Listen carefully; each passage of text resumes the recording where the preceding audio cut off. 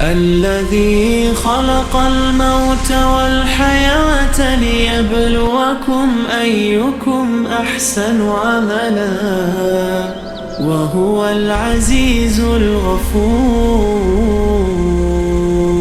الذي خلق 7 سماوات طباقا ما ترى في خلق الرحمن من تفاوت فارجع البصر هل ترى من فطور ثم ارجع البصر كرتين ينقلب إليك البصر خاسئا وهو حسير.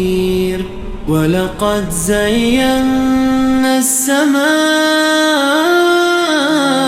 الدنيا بمصابيح وجعلناها رجوما للشياطين وأعتدنا لهم عذاب السعير.